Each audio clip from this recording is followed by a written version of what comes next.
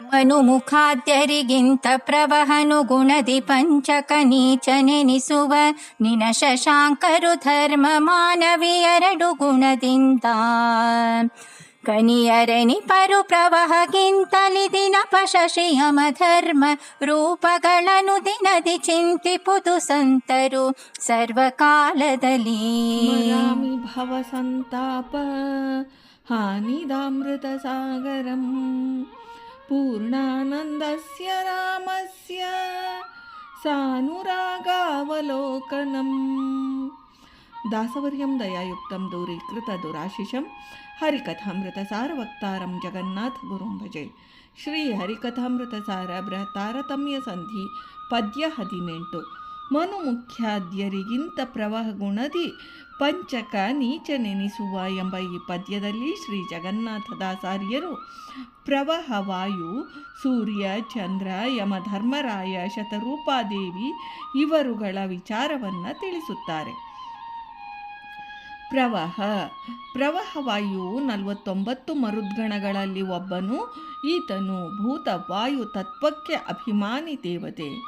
ವಾಯುವ್ಯ ದಿಕ್ಕಿನ ಅಧಿಪತಿ ಅಂದರೆ ಕೋಣಾಧಿಪತಿ. ಇವನಿಗೆ ನಾಸಿಕ್ಯ, ಭೌತಿಕ ಮತ್ತು ಅತಿವಾಹ ಎಂಬ 3 ಹೆಸರುಗಳಿವೆ. ಇದಕ್ಕೆ ಪ್ರಮಾಣ ನಾಸಿಕ್ಯಸು ಸ ಏವೋಕ್ತೋ ಭೌತಿಕಸ್ತು ಸ ಏವಚ ಅತಿವಾಹ ಸ ಏವೋಕ್ತಃ ಯತೋ ಗಮ್ಯೋ ಮುಮುಕ್ಷಭಿರಿತಿ ಬೃಹತ್ತಾರತಮ್ಯೇ.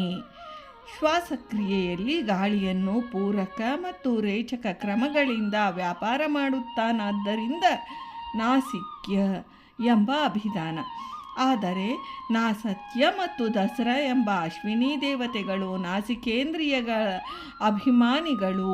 ಭೂತವಾಯುವಿಗೆ ಅಭಿಮಾನಿಯಾದ್ದರಿಂದ ಭೌತಿಕ ನಾಮಕನು. ಮುಮುಕ್ಷುಗಳಿಂದ ಹೊಂದಲ್ಪಡುವನಾದ್ದರಿಂದ ಆತಿವಾಹಕನು.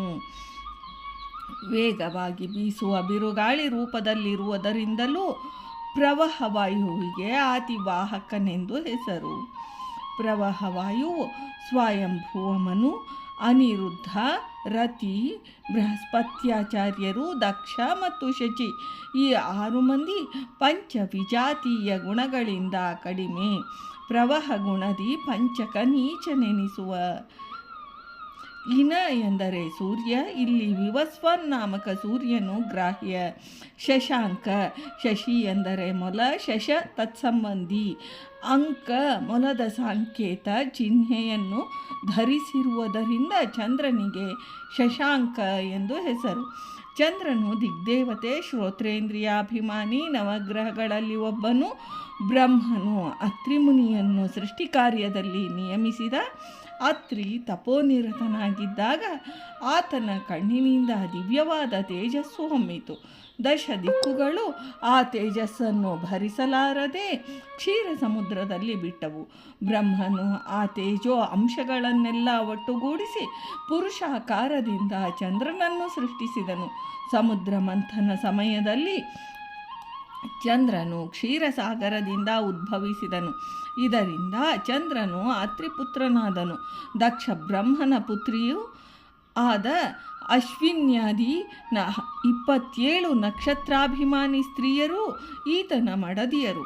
ಇದರಿಂದ ಚಂದ್ರನಿಗೆ ಉಡುರಾಜನೆಂದು ಹೆಸರು. ಶ್ರೀಮನ್ನಾರಾಯಣನ ಪುರುಷ ರೂಪದಿಂದ ಮನಸ್ಸಿನಲ್ಲಿ ಜಾತನಾದವನು. ಚಂದ್ರಮ ಮನಸೋ ಜಾತಃ ಎಂಬ ಪುರುಷ ಸೂಕ್ತ ಪ್ರಮಾಣವಿದೆ. ವನಸ್ಪತಿಗಳಿಗೆ ರಾಜನು. 27 ಪತ್ನಿಯರಲ್ಲಿ ರೋಹಿಣಿ ಇವನ ಪ್ರೇಯಸಿ. 16 ಕಲೆಗಳಿಂದ ಯುಕ್ತನಾದವನು. ಬೃಹಸ್ಪತ್ಯಾಚಾರ್ಯರ ಪತ್ನಿ ತಾರೆಯಲ್ಲಿ ಬುಧನನ್ನು ಪಡೆದವನು. ಧರ್ಮಗಳ ನಿರ್ಣಯಕಾರನಾದ ಯಮಧರ್ಮನು ಸಜ್ಜನರ ಪಾಲಿಗೆ ಸೌಮ್ಯ ರೂಪವನ್ನು ಧರಿಸುವವನು. ಇದರಿಂದ ಯಮ ಎಂಬ ನಾಮ. ದಕ್ಷಿಣ ದಿಕ್ಕಿನ ಅಧಿಪತಿ ಸೂರ್ಯಪುತ್ರನು. ಸಂಜ್ಞಾದೇವಿಯಲ್ಲಿ ಸೂರ್ಯನಿಂದ ಜನಿಸಿದವನು. ಯಮುನೆ ಈತನ ತಂಗಿ. ಶಶಿ ಇವನ ಮಲತಾಯಿ. ಛಾಯಾದೇವಿಯ ಮಗ. ಅಣಿಮಾಂಡವ್ಯ ಮುನಿಯ ಋಷಿಯ ಶಾಪದಿಂದ ಭೂಲೋಕದಲ್ಲಿ ಶೂದ್ರನಾಗಿ ಜನ್ಮವೆತ್ತಿದನು. ವಿದುರನು ಯಮನ ಅವತಾರ. ವಿದುರನು ದಾಸಿಪುತ್ರನು, ವೇದವ್ಯಾಸರ ಪುತ್ರ. ಕುಂತಿಯಲ್ಲಿ ಧರ್ಮರಾಯ ಅಥವಾ ಯುಧಿಷ್ಠಿರನೆಂಬ ಹೆಸರಿನಿಂದ ಜನಿಸಿ ಪಾಂಡವ ಜ್ಯೇಷ್ಠನಾಗಿದ್ದನು. ಸಾವಿತ್ರಿಯ ಪಾತಿವೃತ್ಯಕ್ಕೆ ಮೆಚ್ಚಿ ಸತ್ಯವಾನನನ್ನು ಬದುಕಿಸಿದನು. ನಚಿಕೇತನೊಂದಿಗೆ ಧರ್ಮ ವಿಷಯದಲ್ಲಿ ಸಂವಾದ ಮಾಡಿದವನು. ಮಾನವಿ ಸ್ವಯಂಭುವ ಮನುವಿನ ಪತ್ನಿ ಶತರೂಪಾದೇವಿ. ಮನುವಿನ ಪತ್ನಿಯಾದ್ದರಿಂದ ಮಾನವಿ ಎಂಬ ನಾಮ. ಈ ಸಂಕೇತ ಸ್ವಯಂಭುವ ಮನುವಿನಂತೆ ಈಕೆಯೂ ಉಪಸ್ಥತತ್ವಕ್ಕೆ ಅಭಿಮಾನಿ ದೇವತಾ.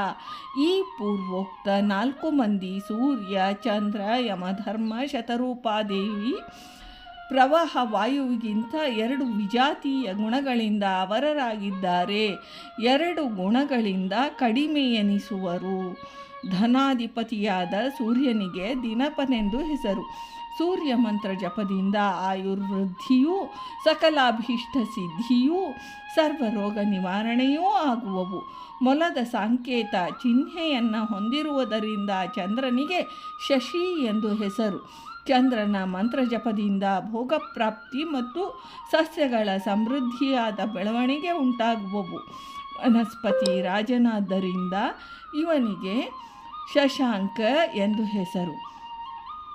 ಯಮಧರ್ಮರಾಯನ ಸ್ಮರಣೆಯಿಂದ ಪಾಪ ಪರಿಹಾರ, ನರಕದಲ್ಲಿ ಯಾತನಾನುಭವ ಕಡಿಮೆಯಾಗುವುದು.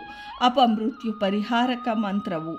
ಈ ರೀತಿ ಜ್ಞಾನಿಗಳು, ಸಂತರು ಸೂರ್ಯ, ಚಂದ್ರ, ಯಮ ಈ ದೇವತೆಗಳನ್ನು ಸದಾ ಸರ್ವಕಾಲಗಳಲ್ಲಿಯೂ ಸ್ಮರಿಸುತ್ತಿರಬೇಕೆಂದು ತಿಳಿಸುತ್ತಾರೆ ಶ್ರೀ ಜಗನ್ನಾಥದಾಸಾರ್ಯರು ಈ ಪದ್ಯದಲ್ಲಿ. ಭಾರತೀ ರಮಣ ಮುಖ್ಯ ಪ್ರಾಣಾಂತರ್ಗತ ವೃಂದಾವನ ವಿಹಾರಿ ಶ್ರೀಕೃಷ್ಣಾರ್ಪಣಮಸ್ತು.